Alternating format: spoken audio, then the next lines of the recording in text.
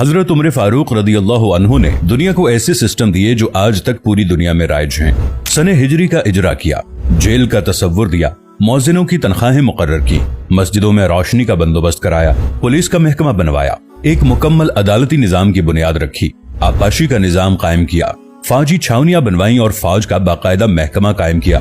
आपने दुनिया में पहली बार दूध पीते बच्चों, माजूरों, बेवाओं और बेआसराओं के वज़ाइफ मुकर्रर किए।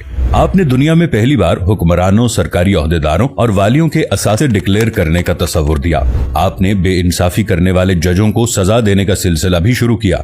आपने दुनिया में पहली बार हुक्मरान क्लास की अकाउंटेबिलिटी शुरू की। आप रातों को तिजारती काफिलों की निगरानी करते थे। आप फरमाया करते थे, जो हुक्मरान अदल करते हैं वो रातों को बेखौफ सोते हैं। आपका फरमान था कि कौम का सरदार कौम का सच्चा खादिम होता है।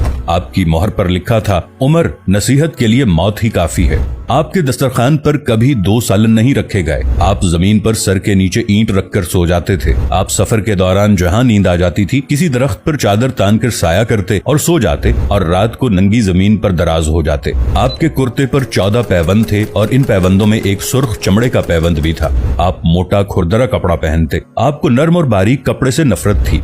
आप किसी को जब सरकारी ओहदे पर फाइज करते तो उसके असासों का तखमीना लगवाकर अपने पास रख लेते और अगर किसी सरकारी ओहदे के दौरान उसके असासों में इजाफा हो जाता तो आप उसका एहतसाब करते। आप जब किसी को गवर्नर बनाते तो उसे नसीहत फरमाते, कभी तुर्की घोड़े पर न बैठना, बारीक कपड़े न पहनना, छना हुआ आटा न खाना, दरबान न रखना और किसी फरियादी पर दरवाजा बंद न करना। आप फरमाते थे, जालिम को मुआफ कर देना मजलूम पर जुल्म है। आपका ये फिक्रा आज इंसानी हुकूक के चार्टर की हैसियत रखता है कि माएं बच्चों को आजाद पैदा करती हैं, हमने उन्हें कब से गुलाम बना लिया।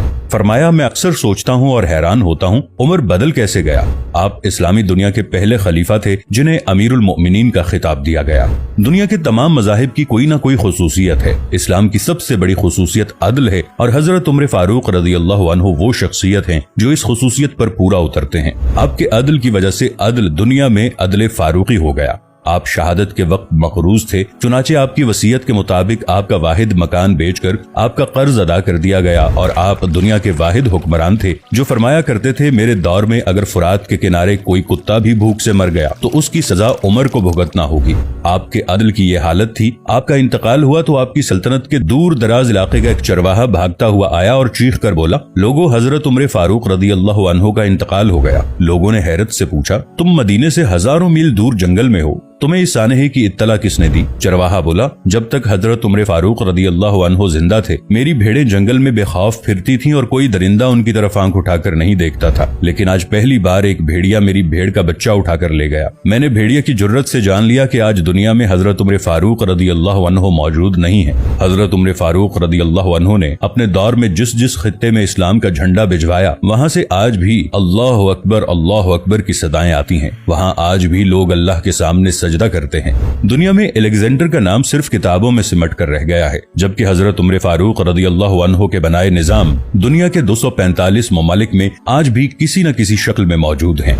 आज भी जब किसी डाक खाने से कोई खत निकलता है, पुलिस का कोई सिपाही वर्दी पहनता है, कोई फौजी जवान 6 माह बाद छुट्टी पर जाता है या फिर हुकूमत किसी बच्चे, माजूर, बेवा या बेआसरा शख्स को वजीफा देती है, तो वो मुआशरा, वो सोसाइटी बेइख्तियार हजरत उमर फारूक रदियल्लाहु अन्हु को अजीम तस्लीम करती है। वो उन्हें तारीख का सबसे बड़ा सिकंदर मान लेती है, माँ सिवाय उन मुसलमानों के जो आज एहसासे कमतरी के शदीद एहसास में कलिमा तक पढ़ने से पहले दाएं बाएं देखते हैं। लाहौर के मुसलमानों ने एक बार अंग्रेज सरकार को धमकी दी थी कि अगर हम घरों से निकल पड़े तो तुम्हें चंगेज खान याद आ जाएगा। इस पर जवाहरलाल नेहरू ने मुस्कुराकर कहा था, अफसोस आज चंगेज खान की धमकी देने वाले मुसलमान ये भूल गए उनकी तारीख में एक उमर फारूक भी था, जिनके बारे में मुस्तशरिकीन भी एतराफ करते हैं कि इस्लाम में अगर एक उमर और होता तो आज दुनिया में सिर्फ इस्लाम ही दीन होता।